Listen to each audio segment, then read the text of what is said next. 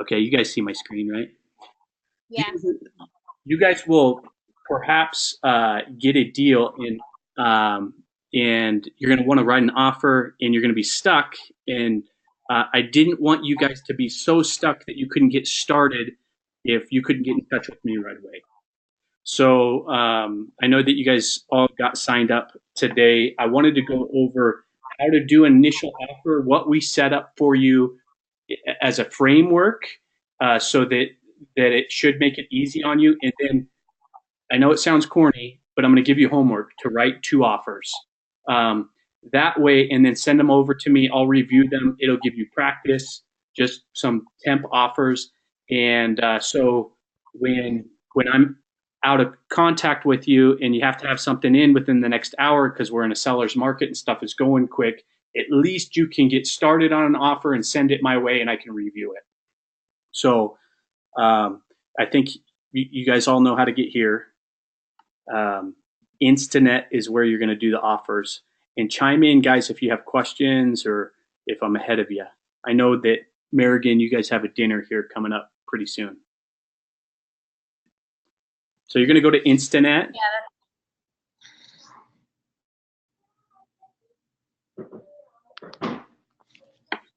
All right. So we've created transaction templates, one for buyers and one for sellers.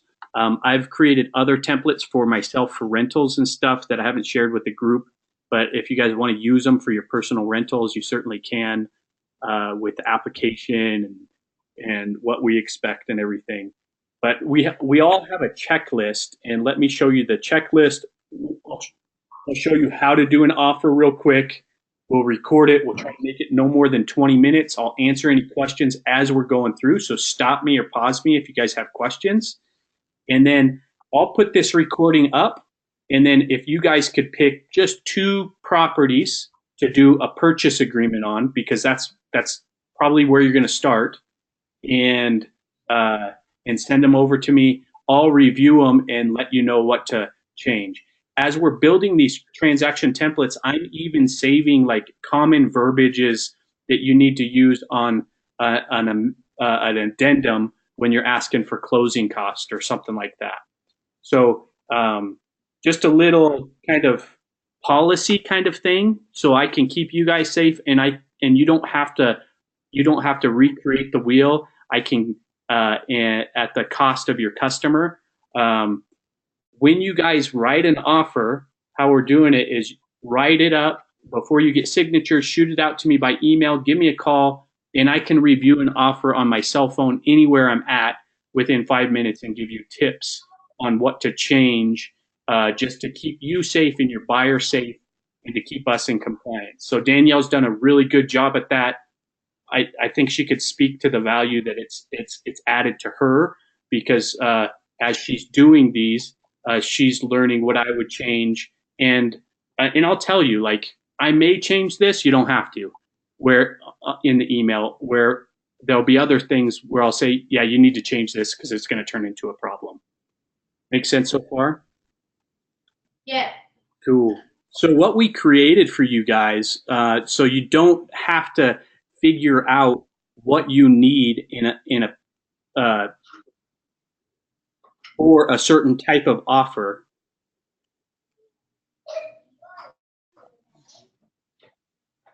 There's two parts to it. So there's this cover sheet, and I can share with you guys via Dropbox, but I uploaded these into the template as well. This will just keep you on track, the cover sheet, more than anything, and put down common contact information for people, purchasers, buyers, sellers, who the title company is, the lender, what's the commission rate, and then who's the associate broker. So this is the first page of it's the cover sheet, but what really will keep you on track is the checklist. And these are in the Instanet forms, but I can share the Dropbox file with you guys as well. I'll post it in the Facebook group. And you can see that it's split up into two areas. There's the residential listing, up top for a listing package. This is everything that you need for a listing or could need for a listing. So if it's got a star next to it, it's mandatory. If it doesn't have a star next to it, some of it may not exist, or you may not be in a PID, so you don't need a PID, or may not have an HOA, so it may not need an HOA. So just as you're going through the checklist, ask yourself, was my property built between 78 and 95? Do I need the polybutylene disclosure? Was it a referral? Do I need the referring agent's W-9? Is it in a PID? Is it in an HOA? And if it doesn't, then you don't need it, obviously. I just cross through these if I don't need it. Down below, and most people start with purchase sides, you can see there's a tremendous amount of paperwork that you need for a transaction. You won't need every single one of these every single time. Like if you do a manufactured home, you need certain paperwork that you wouldn't need if it was a stick-built home. Or if a home has well or septic, or it's in a PID, or it's in an HOA, it'll be a little bit different. If it's a real estate contract, it'll be a little bit different. So again, if you see the star, you need it on everything that it applies to. If you don't see the star, then ask yourself the question, is it a short sell? Yes, then I'm going to need the short sell contingency addendum. Make sense so far, guys? You guys still there? You're all muted? Yeah, makes sense. Cool. Thanks, Tony. You're doing a great job at this, Danielle.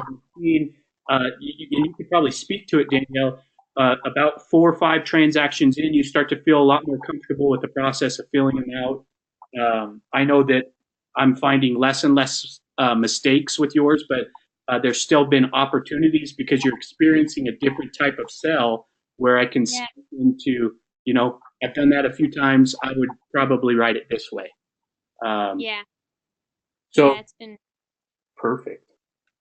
Yeah. So from just a procedure standpoint, any offer you write it.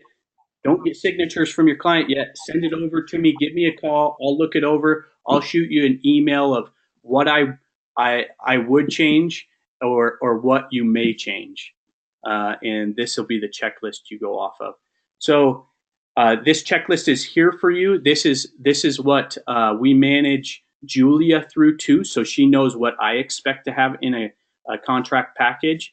And if you guys have reviewed any of the videos on how I keep track of what's going on in the transaction, I use that checklist to do it and create a note under the contact record to keep track of what's going on. So when somebody calls me, I'm not like a goofball that knows nothing about the transaction. Other things that we've done to make it easy for you is we've added all those forms, whether it be a purchase agreement or a listing agreement, into a transaction template. So when you're on the back end of Instanet, you just choose what you want to do. So I'm going to buy Sean's house today. So all I did is hit create transaction template. And I name them all the same. You guys may come up with a different system, but no need to because it works really well. So if it was Sean Naranjo, and then I colon and I do his address, and then I'll just put what it is, offer. So say Sean's on the purchase side of this, there's pretty much 2 templates that you guys are going to be using over and over and over. The SFR buyer, single family residence buyer, and you'll see the date that I update them. As they come out with new forms, I'll come back in here and update them, and you'll see the date change in there. This is on your guys' side too. If when you get into Instanet and you're practicing over these, if you don't have these templates, then we need to call GAR and make sure that you guys are under my Instanet so that you'll have these templates. And then there's one for sellers. So this is pretty much the listing package. So you're just going to choose which one it is. So he's going to be a buyer. Importing data. You can import it from 2 different areas. You can import it from the tax records which I commonly use. If it's a new build or a home that's fairly new, you won't always find it in the tax records, so you can import it from the MLS. Always go to the tax records first. If you can't find it in the tax records, you can import from the MLS. The problem with the MLS and importing from the MLS is sometimes the agent didn't upload it to the MLS right. So like the UPC code and some of the tax data and the lot sizes that gets imported when you use the CRS doesn't come over to the purchase agreement. Anybody have questions so far? Okay. No, sounds good. Cool. So when you pick the CRS Greater Albuquerque, it's going to ask you which county. The home that Sean wants to purchase is in Sandoval County. And then you just hit search, and you're going to type in the numerics, and then the street name. So you can try it a couple different ways. If you put Montano Loop and it can't find it in the tax records, try less information and it'll pull up more choices. So we're just going to search the tax records, and there you are. We're going to select him. And what's cool is it's going to import a lot of what's in the tax records into the purchase agreement and all the forms at the same time. Hit create.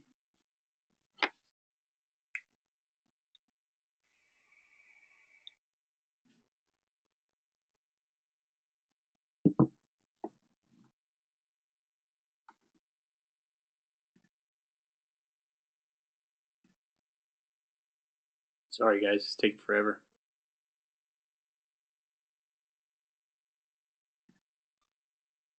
Okay, perfect. Okay, so the first two screens I normally do not use. There is some transaction coordination that can happen through Instanet, but to tell you the truth, I've never really tried to discover it because we've kind of created our own methodology. And then Julia in contract to close right now is filling the gap for a lot of it. So the reason I wanted to talk about this today is the gap before it gets to under contract to where you have an additional person to help you. I don't disappear. You need help, call me, but you'll have an additional person to help you and make sure that the T's are crossed and the I's are dotted and you're along the right path. So these first couple screens, I don't use it. Going to hit next. The third screen is pretty much everybody in the contract or anybody that you wanted to CC on the contract. You would put in here. So I'm going to be the buyer broker in this, and I'm going to delete the ones that aren't. And then obviously Legendary Properties is the brokerage for the buyer. If the seller brokerage, you're going to want to add the seller brokerage in here. We'll just say that it's Legendary Properties, and you're going to want to add the buyers as well because you're representing the buyer. So Sean's the only buyer. We're going to put, I don't know his email. I think it's this. Maybe, and it's okay. We'll just do it for purposes in here. So you see it's got Sean as the seller. We're going to want to switch him to the buyer. And what this is going to do is it's going to set it up to where you can get them to sign. The other people that you want to add into the transaction is people that you may want to CC on the signing. So I always add Julia because I'm going to CC her on signings, and I always add the other broker. So Danielle is going to be the other broker on this one. So I'm going to go ahead and create a new transaction contact. And what's awesome about this is after everybody signs, all I have to do is text Danielle and say, hey, I CC'd you on the Instanet. I just sent you an offer on 1469 Montano. So seller broker, we're going to put Danielle in here. Perfect. Danielle's already in here. I got her email in here. I'm not adding her because I want her to sign. I'm just adding her because I'm going to CC her later on in the transaction. And then we can delete the other ones. If you want to add a lender because you want to CC the lender on some of the signings, you certainly can. I'll tell you, after it's under contract, Julia starts and she will send it out to the lender, the title company, and she works her magics behind the scenes so you guys don't have to worry about it as much. She'll start that checklist. So important people to put on here, obviously you and how you're representing your buyer or your seller, your brokerage, and then the other realtor and their brokerage, and Julia. You're just going to go take it through the steps. We're at step 3. We're going to take to step 4. These are all the forms that could be applicable in a purchase agreement. So, and we've got them all here. So if you look at this and you look at that checklist that we just went after, these are the forms that could be in there. So what you're going to do is not all of them apply. So lead-based paint is before what year, guys? 1978. Perfect. And he was built in probably about 2007. That's so that doesn't apply. Addendum to the purchase agreement real estate contract. He's getting traditional financing. He's not buying it on a real estate contract, so we're going to delete it. This is for real estate contracts. Is it a short sale? No, it's not a short sale, so we're going to delete it. Delete the short sale. Does he have a septic system? No, he's on city water, city sewer, so I can delete the septic stuff.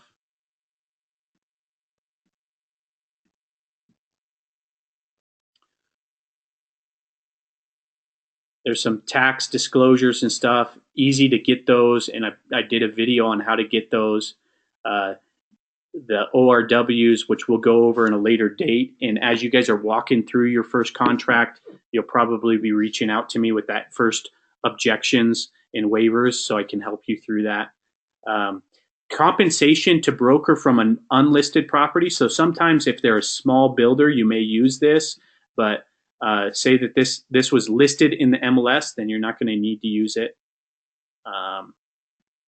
Buyer closing and funding contingency is really if somebody's selling a house. So say that that Sean was selling Estrellita, and then he was buying Montiano Loop, and he was doing a dual transaction, and he had to close on Estrellita before he bought Montiano, then we would use this form, one of these two forms.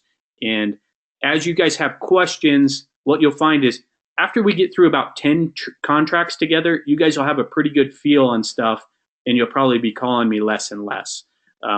But let's just say he's doing a purchase and it's not contingent on a sale. Occupancy agreements, if you guys ever get into a situation where either the seller wants to rent back the home from the buyer or the buyer wants to rent it a couple weeks before they close, you need to get with me because there's a lot of legal issues there, but that's what those forms are for.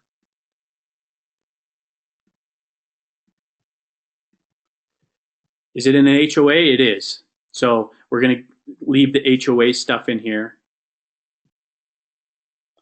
It's in a public improvement district as well. So there's a couple public improvement districts in Rio Rancho. Cabazon is one of them. It's not on septic. It's on city sewer. It's not on a well. It's on city water. It's not a manufactured home. It's not a condo.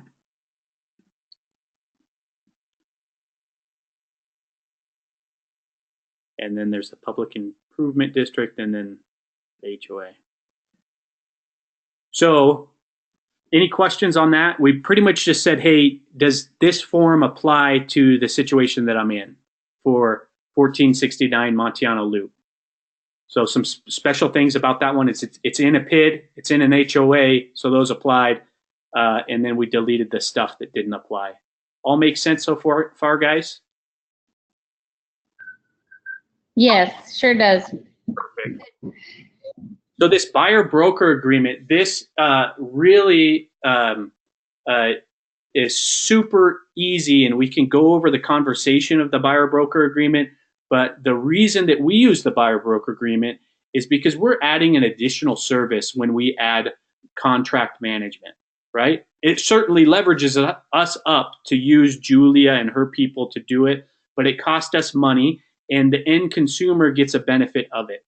I never get pushback on the buyer broker agreement and me charging a fee for that service. So that's the main reason that we use it. The main reason we use it. You'll see as you go through these forms, read through the common forms, and these are going to be the common forms in here. Go through the purchase side a couple times, and you can pick out a couple properties from the MLS and just do these sometime this week. Send a couple offers over to me so I can review them and I can coach you a little bit better. So when the live deal happens and you have an hour to get something in, you've got some practice under your belt, especially if you can't get in touch with me right away. But this is why we use it,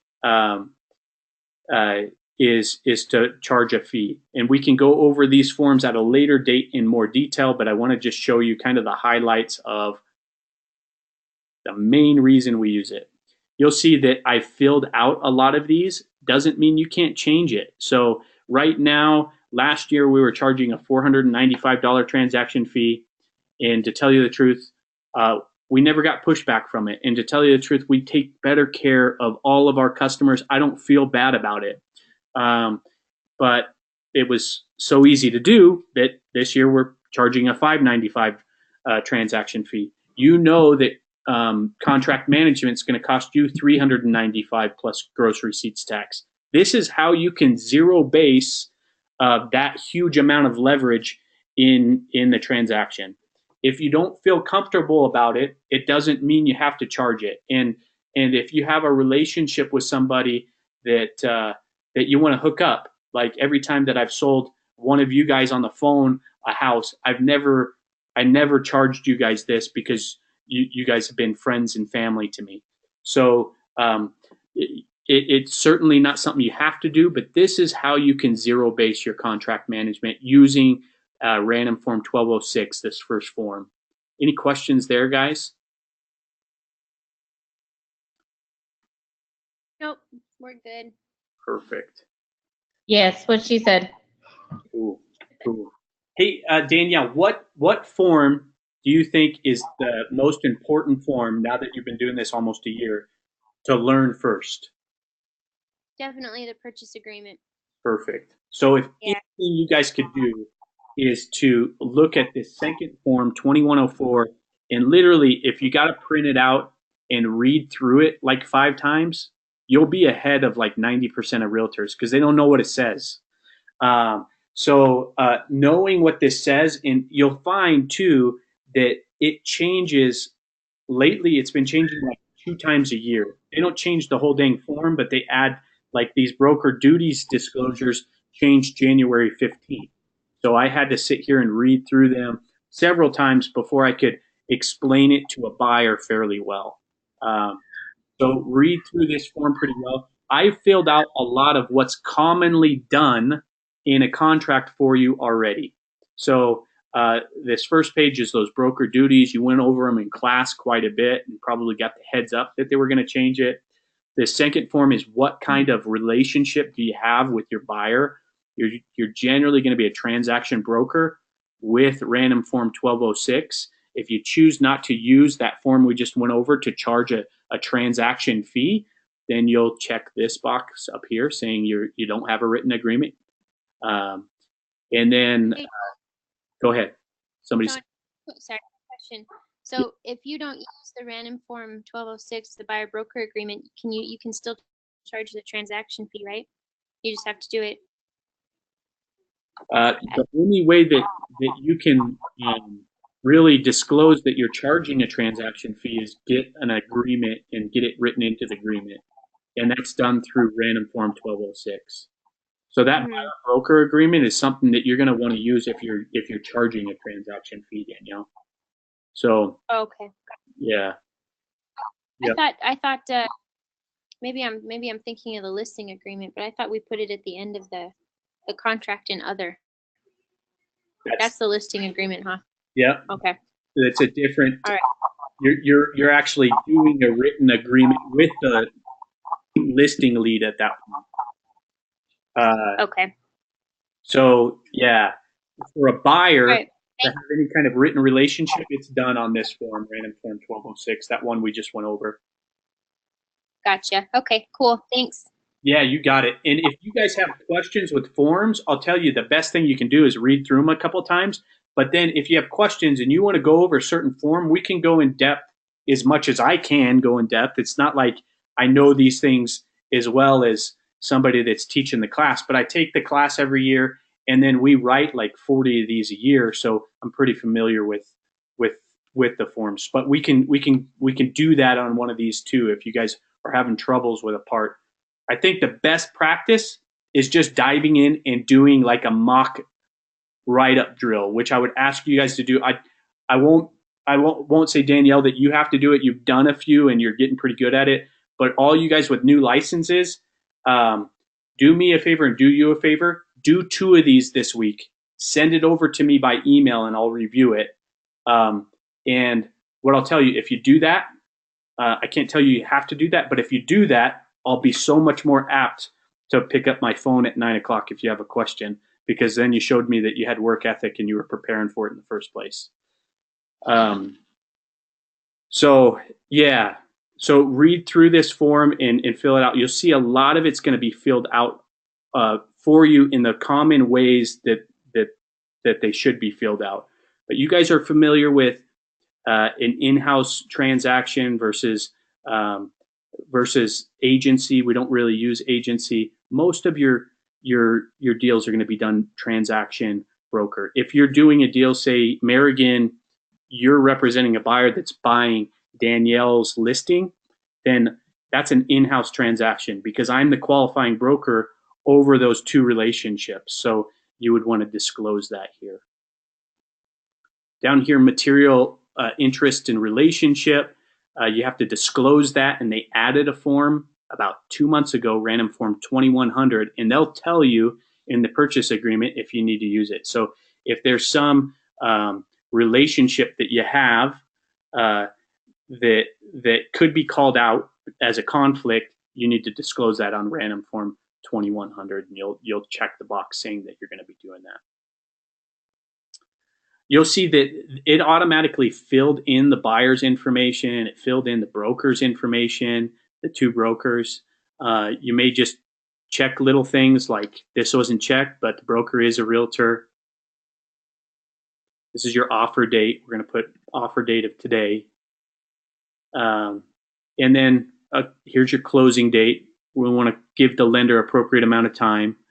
For you guys that are new, talk to your lenders about what amount of time that they need, but generally if you give them 45 days, they should be able to get it done unless it's some a strange deal like a rehab loan or something like that where they're going to need extra time. Here's your purchase price.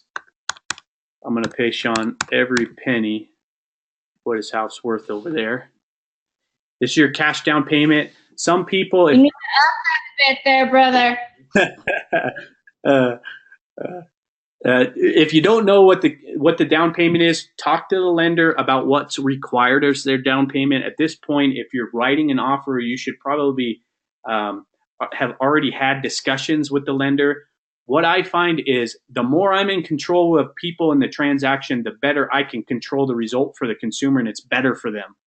So I push people to Heath because I know how Heath's gonna do things, and we have conversations that can kind of, in a relationship that I can help the consumer more because I have an existing relationship, and it helps a little bit. So say it's a conventional loan, and I'm going to put 5% down, and the loan amount's going to be $95,000. So what's common earnest money? Danielle, what have you found as common earnest money around Albuquerque Metro? 1,000. Exactly.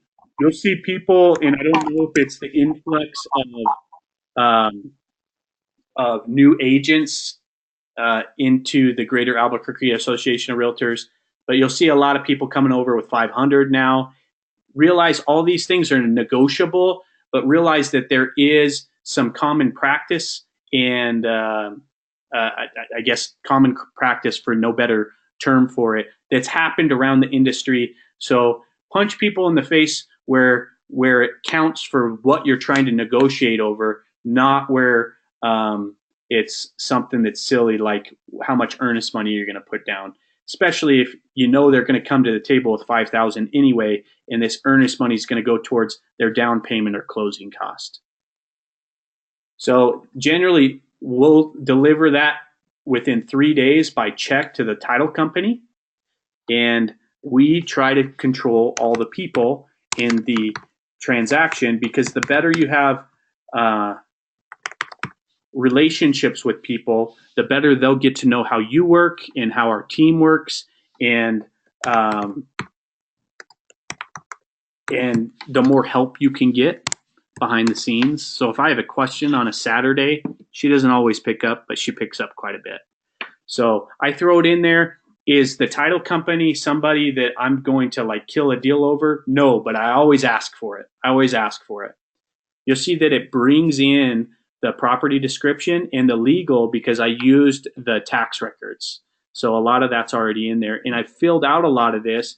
Realize if you're doing a manufactured home or anything like that, I filled out this purchase agreement to fill in a lot of the blanks in the most common way that they're going to be filled in. So most of the time, it's going to be filled in this way. But obviously, if you have a manufactured home or a modular home or an off-site built home, you're going to need to change it. These are always things that I like to go over with people, especially on the listing side, is what is a fixture and what's not. What I'll tell you is if you're not real sure if it's a fixture or not, then you should ask for it. About 6 months ago, I was always told, and I think all the agents that I ever worked with assumed that a stove oven was a fixture. They're deeming it as personal property now, even though it's listed under fixtures here. You'll see it down below as personal property. So anything that you want, window coverings are technically a fixture, but they did it for clarity. Anything that you want that's considered personal property, you need to make sure it's checked. So I want their cool washer and dryer, their garage door remotes. I want that microwave, even though it's affixed to the wall. I want the refrigerator, storage sheds. If they had a fireplace and there was unattached fireplace grates and screens, you're going to check that. If there was something like a trampoline in the backyard or some bar stools, just make sure that you describe it in a way that everybody's clear on what you're asking for in personal property. Exclusions, if there's something you don't want in the property, like there was a trampoline in that one that we sold off of Limestone Court 2 weeks ago. She didn't want it there. You'd put it here. Paragraph 5 is the loan paragraph. What kind of loan are they getting? Tony, Go ahead. sorry, quick question. If the trampoline is in the backyard and you don't put it in exclusions, does that mean that the seller doesn't have to remove it?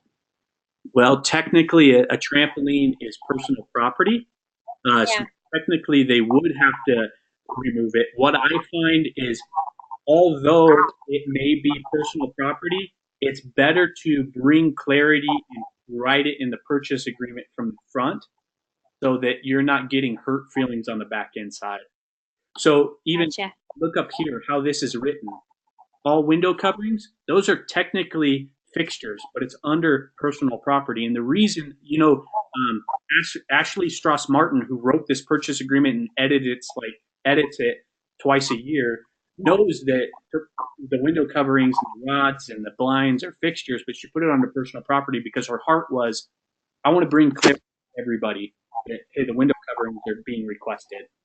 Because it's a common thing that people mistake. They don't do it on a day-to-day basis like you and I do. Okay, gotcha. Cool. Thank you. Yeah. So loans, you're going to check the type of loan. This one's going to be a conventional loan.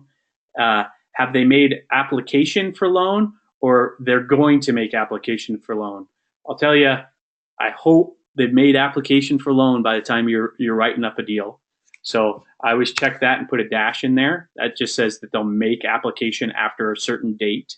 And then when are you going to deliver the pre-qualification letter? I usually give myself a day, unless it's like Saturday and I know that he's up in Ruidoso and I'm not going to have time for him to email me something over. But put an appropriate amount of time. If he's on vacation or your other lender's on vacation, it's going to take a little while. Give yourself 2 days. Sometimes, even though you put a day's a mark in there, you'll get the realtor saying, hey, can you get me a pre-qualification letter before I present this? So you'll just have to jump through those hoops. Paragraph 5AV, I say it over and over and over, especially as you guys start to take listings. Danielle's heard it quite a few times, and it's one of the clauses that I've pre-written for you guys as an addendum. Pretty much, this is the first contingency in a contract for a buyer. They have, if you don't mark anything in paragraph 5AV, they have all the way up until 11:59 p.m. on the day before closing to find out that the lender can't do the deal, which is awesome if you're representing the buyer, because you want to protect the buyer's best interest, right? If you're representing the seller, you're going to want to counter on paragraph 5AV every time. And I've written the clause for you so you can add it to an addendum.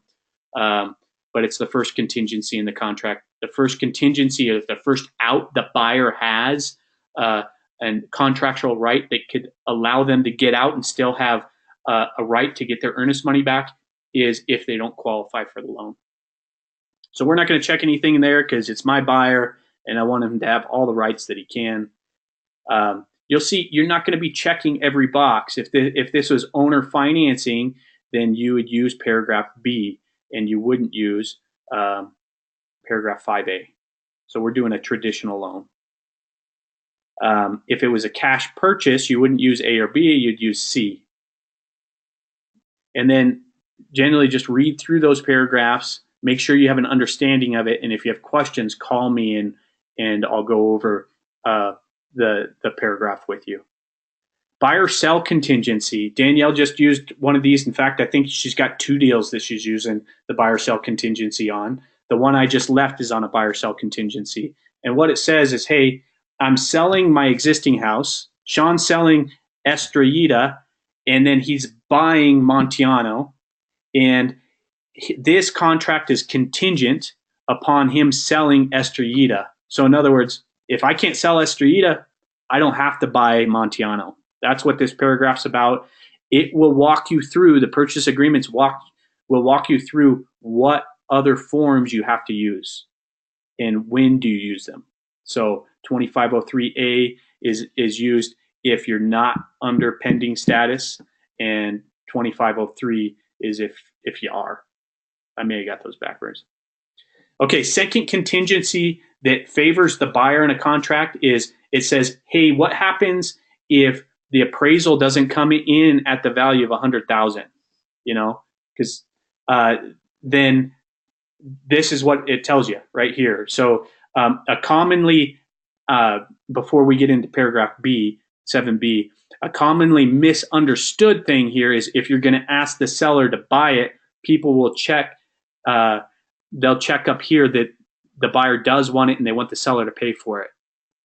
Well, this paragraph A doesn't even apply unless it's cash. Does that make sense? So I see people do this all the time. I get purchase agreements all the time. They're getting financing and they're checking stuff in paragraph A and it doesn't apply to them. Does that make sense? That was a little muddled. You guys, go ahead. That makes sense. It does. Okay. So people ask, so second contingency, go ahead. Sorry, I was slow to my unmute button. So they only, I thought every house required an appraisal regardless. No, if it's a cash purchase, the lender requires an appraisal because they're covering their mortgage. Does that make sense? Okay. Yes. An appraisal is ordered by the lender. It's paid for traditionally by a buyer. It doesn't mean you can't ask a seller to do it. If somebody's buying a property cash, they can get an appraisal, but it's not mandatory. If somebody has lent, the lender's going to require it. So, but just for clarity on paragraph A, this isn't where you would ask for it if they had financing. Paragraph A is saying, hey, this is a cash buyer or a seller Oh, see. Okay. transaction. Does the buyer want an appraisal and who's going to pay for it?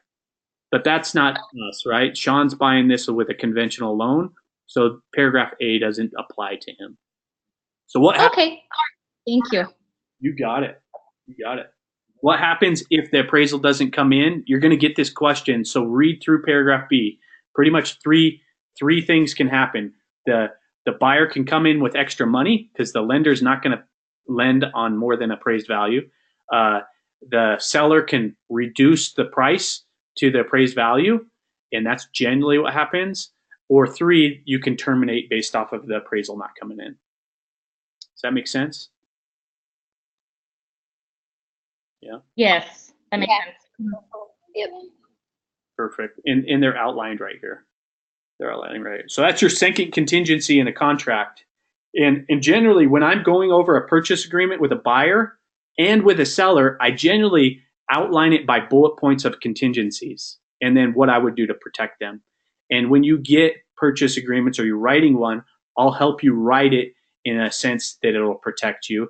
In the 2 contracts you guys are going to do this week, you'll learn from sending those over to me some common things that will help you write the first one for real.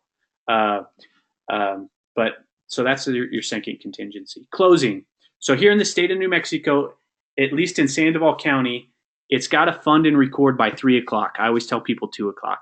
It's got to be fund and record by 3 o'clock for somebody to legally be the owner and them to get keys. So generally what happens is it doesn't always happen that way. Sometimes you get luck out. Right now I'm maybe 25% of the time I get my buyer's keys on the same day. And you're going to have to get in there at 9 a.m. and so is the seller 10 a.m. to make it happen. So generally they'll go in and do the physical signing, which all of you guys have been a part of because you bought houses. And then the next day is when they will fund it. So you're always going to want to set that to the next day. It doesn't mean it can't fund beforehand. It just gives you the leniency just in case it doesn't. Any questions there? Okay. Paragraph 9 is possession date.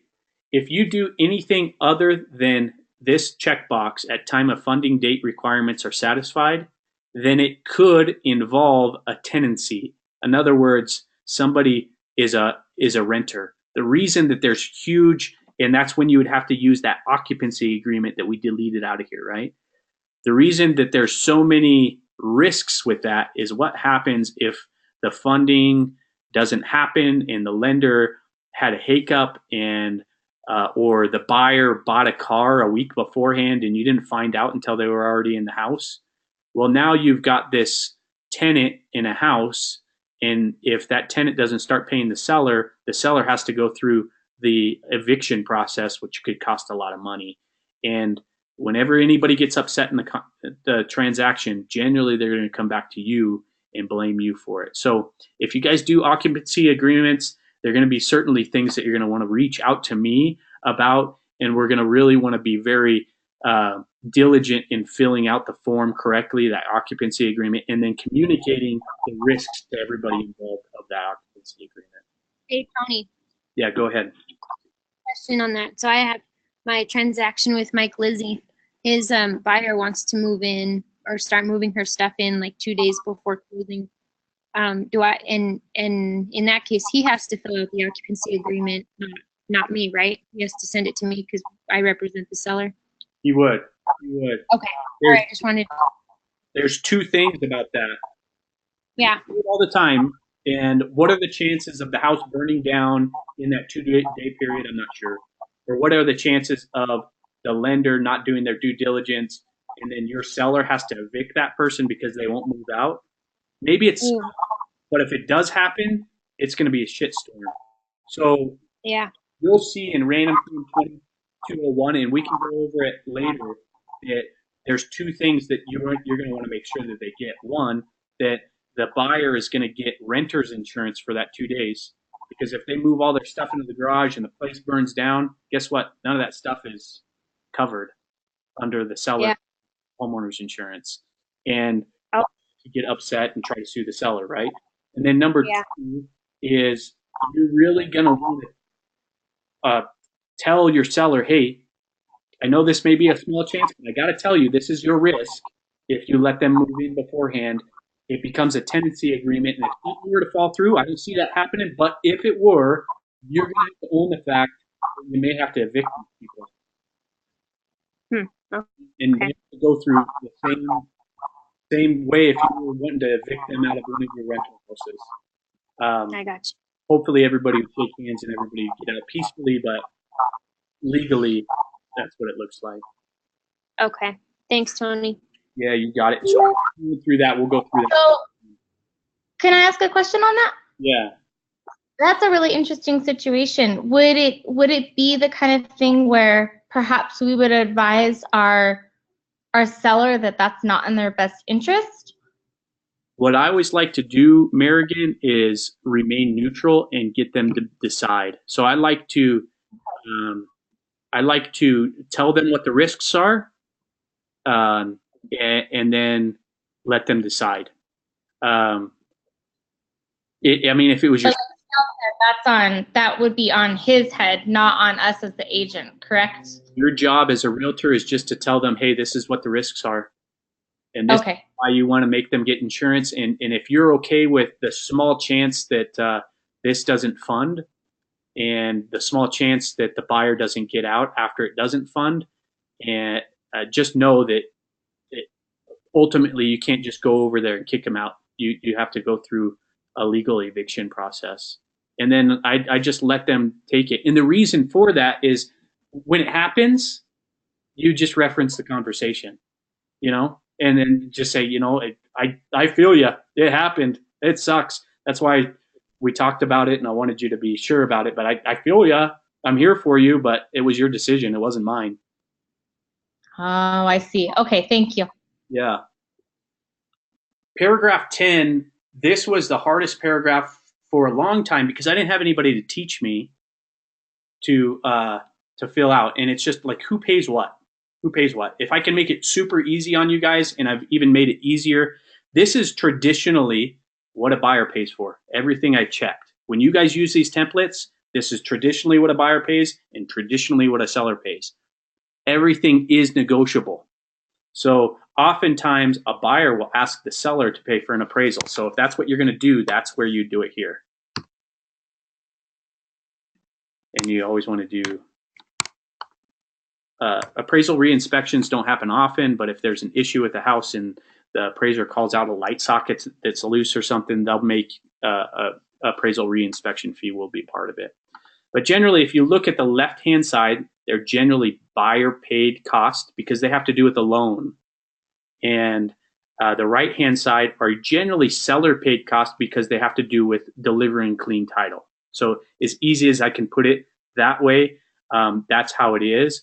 But the way that I've got it filled out in your transaction template is what is traditional. That doesn't mean that you can't ask a seller to pay something that a buyer traditionally asks for. Does that make sense for you guys? Yes. Okay. Yep, makes sense. Cool. Some common things that you'll want to change. If it wasn't in an HOA, then you're going to make these not applicable.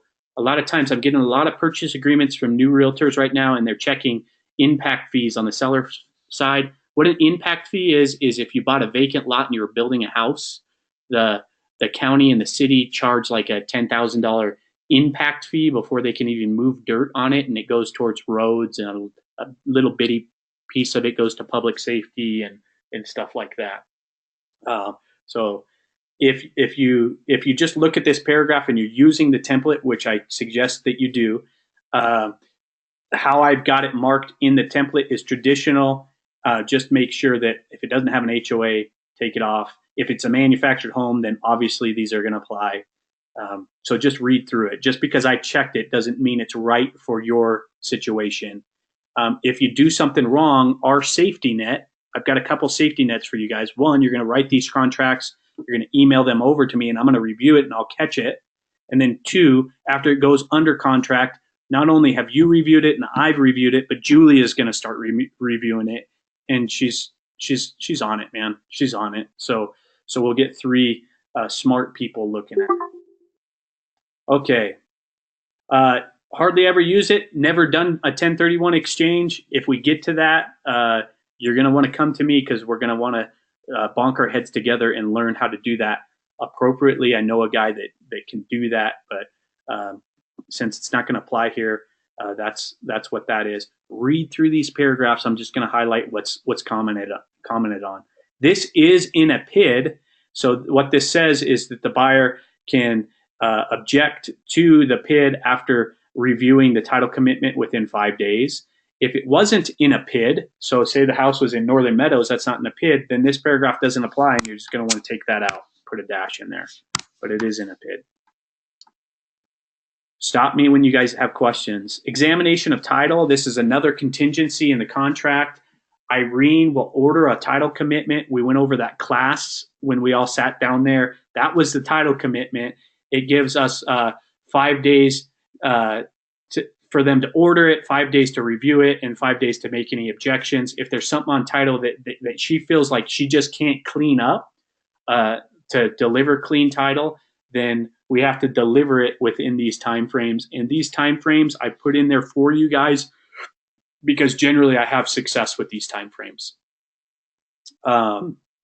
Paragraph C, most of the time you're going to be getting it as a general warranty deed, and you guys fresh out of class could probably give me a much better definition of what a general warranty deed is other than a special warranty deed. But essentially a general warranty deed, from my understanding, says that the current seller will come back and clean up anything that comes on title even after the fact. But you're getting title insurance as well, and that's something that the lender pay or the seller generally pays for. Special warranty deeds, bank owns will do special warranty deeds. So as you guys write these up and you're going through certain ones, no, most of them are general warranty deeds. When you send them over to me and I see that, oh, it's a Fannie Mae, I'll highlight that you need to check the box that it's a special warranty deed. FIRPTA, you guys probably learned about this in class. There's 2 exceptions to FIRPTA. Really, the reason for this law is back in the peak of the market, 5, 6, 7, foreign investors were coming into the market. They were purchasing homes as investments. They were selling them at huge,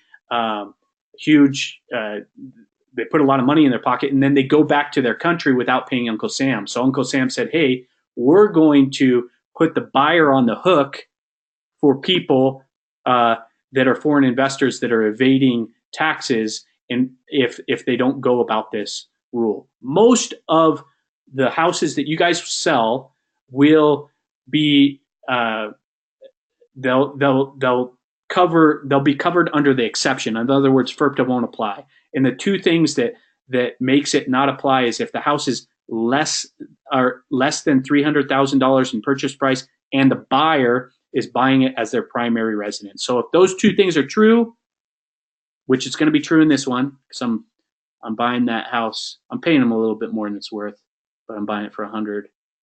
Lies, all lies. So the exception does apply here. It's under 300, and I'm going to move in. Paragraph 16. This is another contingency in the contract, and a checklist item of you reaching out to your buyers. They need to make application for insurance. I always tell my buyers, when you make application, call Chris over there if you don't have somebody, and ask her just to see if there was any claims on the insurance that she could share with you, because they'll get a seller's disclosure report, but what if there was a big leak in the roof and the seller conveniently forgot to put it in the seller's disclosure report? Well, Chris will be able to see the claim and tell you, hey, they had the insurance adjuster out there on June 15th for some roof problem, and this much money got paid out, and it'll give you guys an opportunity to uncover sometimes something that wasn't disclosed.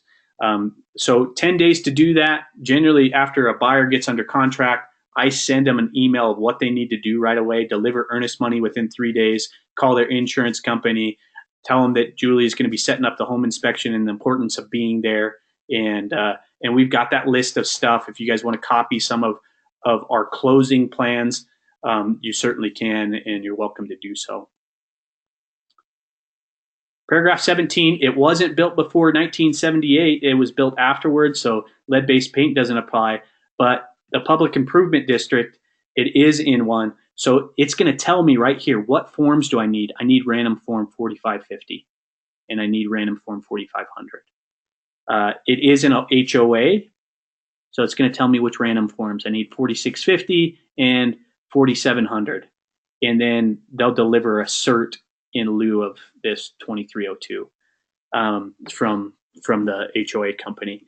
What I'll tell you is you'll be seen as so much more the professional as you're filling these out if you read those forms, so you can explain it to your buyer. So just do your due diligence. It's written in a way that sometimes you have to read it a couple times to understand it, but then if you have a question, you can call me. Property tax disclosure, there's some videos on the Facebook on how to get this. Oftentimes, if they're going to be uploaded into the MLS, they will be in the documents section. But like you see on this one in particular, she didn't put any documents in there. But there's a little document section here, and they'll have the seller's disclosure and tax levy. There's really two choices here. Hey, it wasn't available, have them initial here, or it was available and I attached it as Exhibit A. There's 2 videos on how to go get it yourself if it's not in the MLS. So, I mean, add some customer service and go get it for them, even if the other realtor was lazy. Septic system doesn't apply because it's on city water, and there's no wells because it's on our city sewer and city water. Is it a manufactured house? No. And then documents like property disclosure report. Sometimes if it's already in the MLS and I put it in here, I put delivered. If not, give yourself enough time to get it from them. HOA docs. I always like to order these HOA docs, especially if the seller's going to pay for them, I don't care. And I'm representing the buyer. But if the buyer's going to pay for them, then give yourself more room to get through the home inspection first, so they're not paying $150 to $450 for HOA docs and then finding out that something's wrong with the house and they want to get out of it. Covenants, codes, and restrictions. And I'll help you with this. As you're sending them over to me, I'll see these issues. So, I know that you can't take notes on all these little blurbs that I'm giving you, but as we're doing them, I'll train you on them. And we'll start with those 2 that you'll write this week. Covenants, codes, and restrictions are pretty much code enforcement for the city. There's restrictions, like your weeds can't be 7 feet tall. Well, they write it in a 40-page document and it gets delivered by title. So you'll see that you're going to be putting dates and deadlines in here of delivery, objections, and resolutions. In other words, it needs to be delivered within 12 days. If the buyer's going to make objections to it, it has to be within 19 days. And we need to resolve those objections within 21 days. Same here. Survey, improvement location report is just that fancy hand-drawn picture of how the building fits on the lot and the easements on the lot. And if anything's overlapping those easements, it'll get ordered by title. 12/14/21 is your delivery objection and resolution. So if you guys use these dates all the time and you send me the contracts before you get signatures, if for some reason your situation needs to be changed a little bit just to protect your buyer or seller, I'll help you with that. Another big contingency is inspections. Buyers have the right to inspect a property. So this will talk about a little bit about how, hey, you need to verify your square footage. You can let the buyer know that when they get an appraisal that the appraiser will measure the home and get a square footage, and it's an official document. Paragraph C will just say, hey, who turns on the utilities and is responsible for that? I've checked because commonly it should be the seller. Some bank owns won't turn on the utilities, like HUD makes the buyer do it, and you have to check buyer. But I'll help you guys through that when you're going through that. If you're going to ask for inspections, this is where you're going to do it. So I'm going to ask for a full home inspection and a termite dry rot. This is dates and deadlines, 12, 14, 21. What this paragraph says is, hey, I want the seller to pay for the full home inspection and the termite dry rot. Does that make sense? The buyer can order anything that they want, but anything you put in this paragraph, you're asking the seller to pay for. Any questions on that? Okay, a big thing that when we go to sign, you'll see is a huge thing, and you need to go through your signings beforehand because Instanet will automatically put buyer and seller signatures where it thinks that they need to go. Lately, I've been seeing that Instanet is putting the buyer's initials here, which is saying that the buyer waives all the inspections. And so you're going to make sure that you delete those, especially if they want an inspection, because you could find yourself in trouble there. Okay. Paragraph 20J just says, hey, any agreed on repairs will be done how many days before closing? I always put 7 days. And the reason I do that is we're going to do a walkthrough of the property, which I'll show you here in a second, within 7 days of the closing, so that they can see that they're done and the house looks the same. If you're going to ask for a home warranty, this is where you do it. A home warranty shall be ordered by the buyer. You can put buyer's choice, or we've been commonly using Old Republic.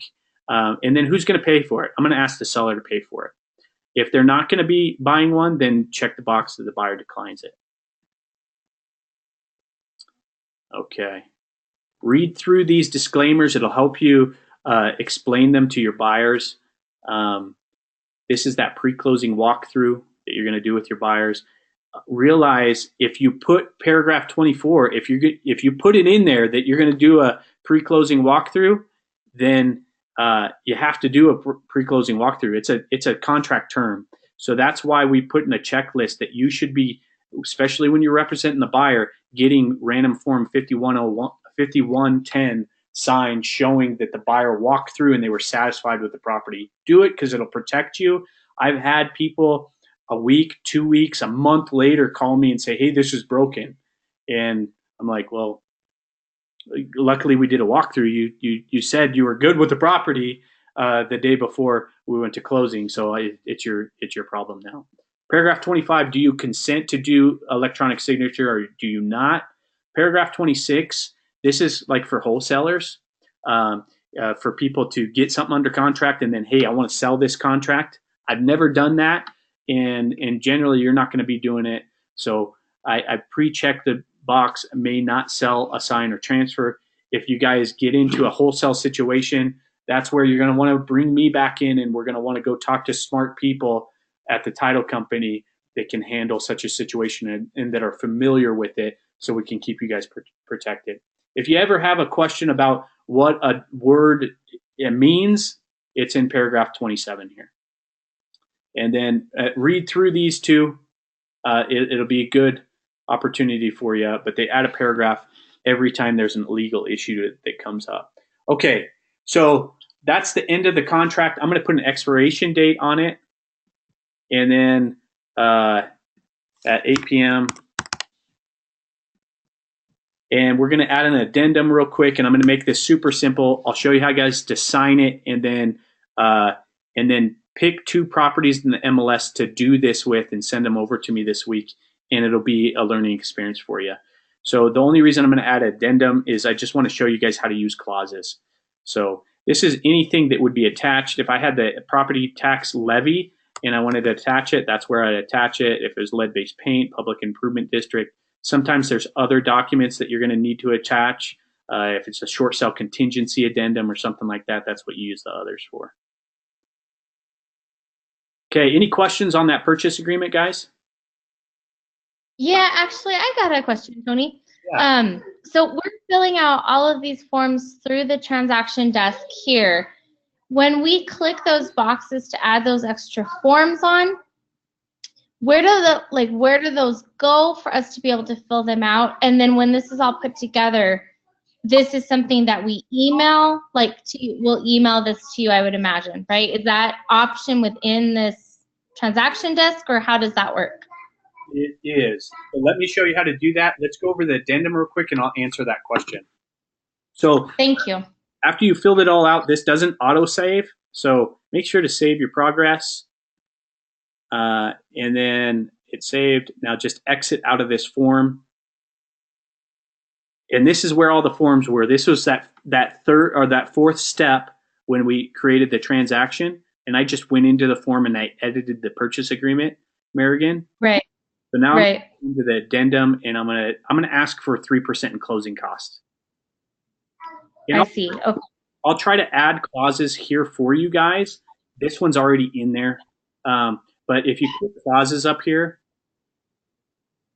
you got to click into the box you want to add the clause. And you click clauses. There's office clauses. I'll try to add the more commonly used office clauses. So here's a commonly used office clause for closing cost. I'm going to add it. You can see that it added it right here. Oh, I see. So those are already kind of within this program. Well, I put it in your guys' transaction templates, so you wouldn't. Oh, thank you. Word how to ask for closing costs, and then all you have to do is, well, I want 3% of closing cost, or I want 2.5%, because he told me I needed 2.5%. You could put a number in here instead of a percentage of sales price. Get with your lender to see how much you need in closing cost. But that's how I'd use it. Generally, when you're doing an addendum or anything like that, you're going to want to end it where it ends. So I always do this so nobody can come in and write something in the addendum after the fact and kind of change it. Another thing that we do is we both put the number of the addendum and then we spell it. So somebody couldn't put like a 2 behind it or something like that. And it's part of the residential purchase agreement. So those clauses, that's why I opened up the addendum. I will add more clauses in ways that we find we're commonly countering people and stuff on the sell side and the buy side. And as you guys come up with things that you don't know how to word so much, I'll help you word those and we'll add them to the office clauses, which are right under here, so that you guys don't have to do too much in writing contractual clauses. So they'll be right under here. So you're going to want to save that, and let's just go to signing real quick so you can get off to dinner there. But if you guys have questions, pause me. Thanks, Tony. Yeah. So we're, So go ahead. the way to send it to you is you save it as a PDF, right? First, before you go to signatures. Just because that was one of Mary's questions, so I just wanted to make sure she knew how to send it to you as a through an email. Yeah, let me Thanks. do that. So you're at step 4 or 5. You're going to hit next. This is where you would add any documents to the file. Realize that I've already added all the Legendary property forms. You won't see them right now, but when you hit done, you'll see them in the document section. You're going to hit done, and you can see the checklist and the inspections waivers and all the stuff that the Legendary properties forms is in there. And I'll give you guys a Dropbox file too, but they're in your transaction templates. And as I update them, I will update the transaction templates to where you have the correct forms in the document section. So now you're going to send this over to me. You're just going to go to forms. And I just want to see everything that's attached to the purchase agreement. So if you want me to review your buyer broker agreement, I certainly be happy to do it. The purchase agreement and the addendum. So I want to see those 3 things. You're going to check them. You're going to go to this little basket, and you can save it as a PDF right here.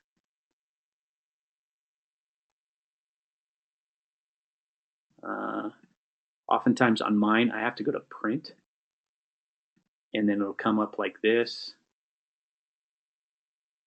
as a PDF, and then I can save it as a PDF. Put it in whatever file you want to your desktop, and then put it in an email and shoot it over to me. Does that answer that question? Yeah, sure does, brother. Thank you so much. Perfect. Let me show you. That's doing it was a lot harder. I'm glad that glad you showed me. Yeah. So it'll help me help you keep safe. So I'm gonna go back. I'm gonna show you how to sign real quick. The reason that I label everybody a certain way is so I can search for him. So I can search for Sean if he was like way down here. So I can search for Sean Naranjo, and it's going to pull up everything on Sean Naranjo. Just open it up, and then you can, to go to signing, just hit this little pen on the side. I label all the signings the same way. So what transaction do I want to use? I want to use the one that I just created.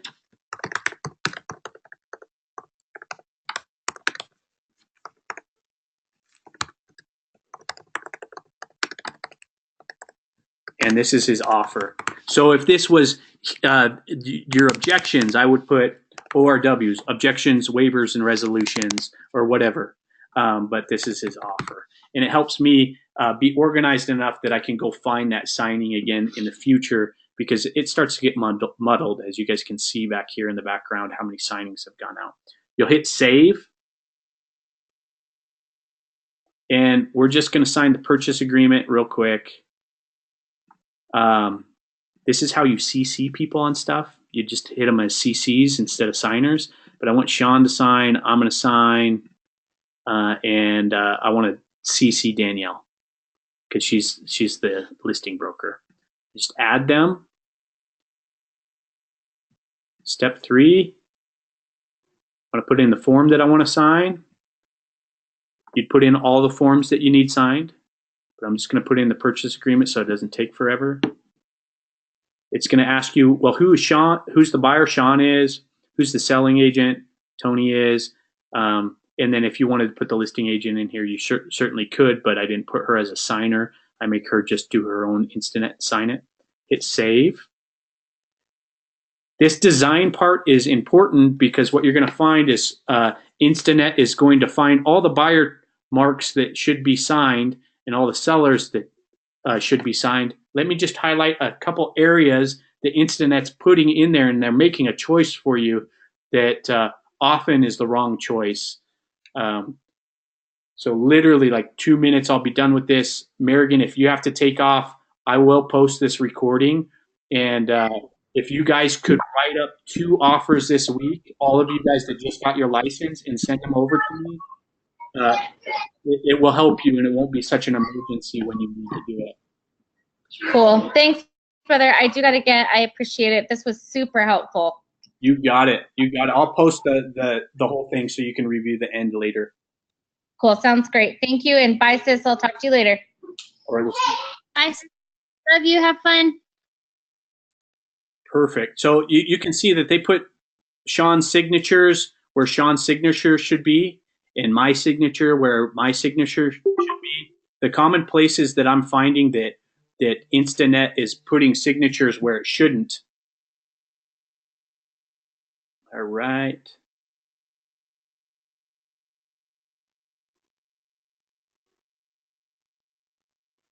So public improvement district, it just worked out because this was in a public improvement district, but it's always going to put an initial here. So if it's not in a public improvement district, make sure you delete that signature. And then whether the property tax levy is there or not, say it's there on this one, then we're going to delete that it wasn't. Also down here, I kind of alluded to it before, but under paragraph 20, did I pass it? Sometimes it adds initials here under waiver of inspection. Make sure you check that because you don't want to waive your inspections for a buyer if they get it just because you didn't see that Instanet was putting the signatures in the wrong place. So review where the signatures are. Sometimes it's missing some signatures, and then you're just going to hit next. It's going to ask you if you want to send it, and you're just going to hit send invitations. If you want to customize the email, you can do that here. And that's pretty much it, guys. The thing that I would ask you, if you haven't written an offer yet, which is everybody except for Danielle on this call, write 2 offers this week. Just pick a property out, 2 separate properties, write 2 purchase agreements, and send them over for me to review. And it won't be such an emergency when you can't get a hold of me and you need to put something together in the next hour. You guys have any questions? Nope, I'm good. Thanks, Tony. Yeah, you got it. You got it. Sorry I was late. No, no worries. Cool, No cool. worries. I understand. Yeah. Well, perfect. Well, thanks for